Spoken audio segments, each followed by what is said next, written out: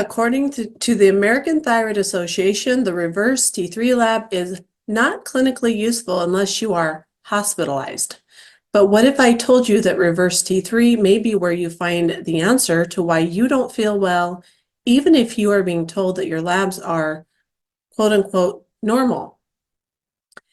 It may also be the reason your symptoms are not improving, even when you are receiving the most common thyroid hormone replacement therapy, levothyroxine, brand name Synthroid, used to treat hypothyroid.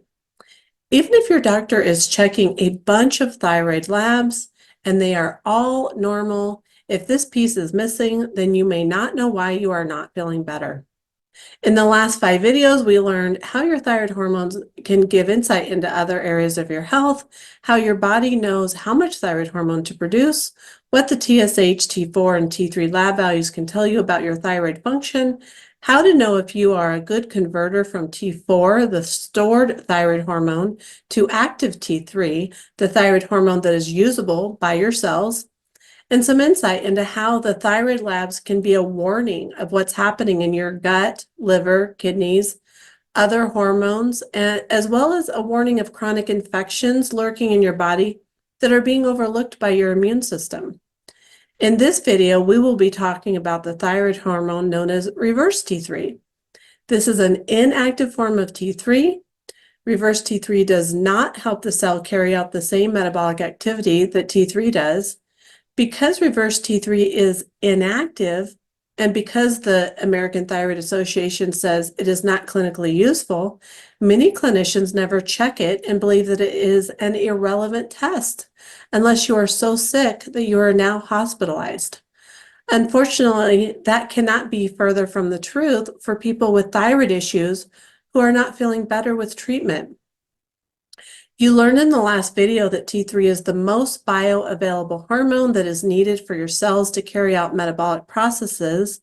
You learned that T3 is the active form of thyroid hormone, and it is made from T4 by removing one of the iodine molecules. So what if I told you that T4 can convert to T3, the active hormone, and it can convert to reverse T3, an inactive hormone, depending on which iodine molecule is removed?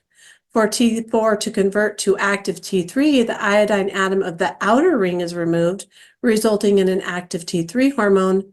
For T4 to convert to inactive hormone, reverse T3, the iodine atom of the inner ring is removed. So T3 and reverse T3 are mirrored versions of each other, one resulting in an active hormone and one resulting in an inactive hormone.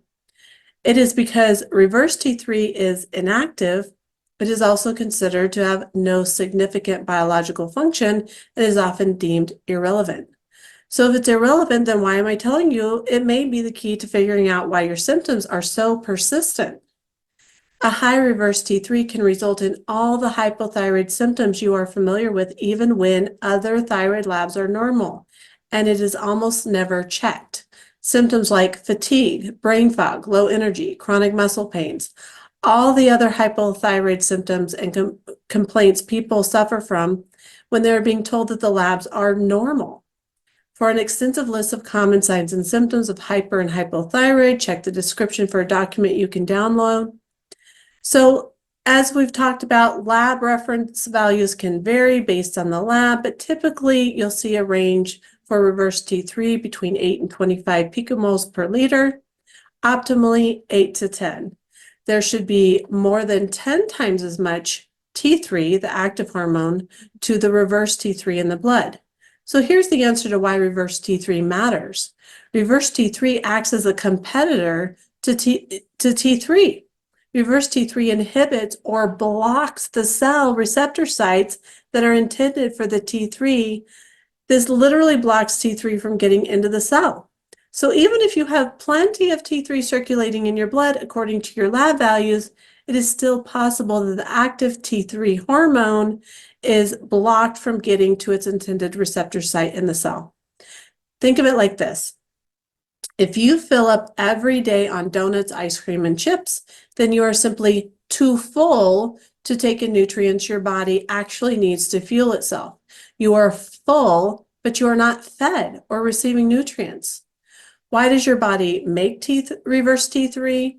My dive into the research shows that reverse T3 is a regulatory response or an off switch the body can use to decrease the metabolism or conserve energy when the body is under attack. A great way to think about these two hormones is that T3 is the accelerator and reverse T3 is the brake. If you have a high reverse T3, then the goal is to figure out why your body is dumping out extra reverse T3 so you can solve the problem so the body can heal. Common reasons for this are fasting, calorie restriction, or malnutrition. Don't get me wrong, I'm a big fan of fasting, but it's not right for everyone. Also, acute or chronic illness, injury, inflammation, chronic stress, low iron stores, cortisol deficiency or other hormone imbalances, insulin resistance or prediabetes or regular diabetes, pregnancy, chronic infections they often go undetected by the immune system. So what kind of infections am I talking about? Parasites, bacteria, viruses, fungus, mold, other infections. We all have these infections. The question is not if we have them, but how well is our body able to deal with them? Isn't the body brilliant?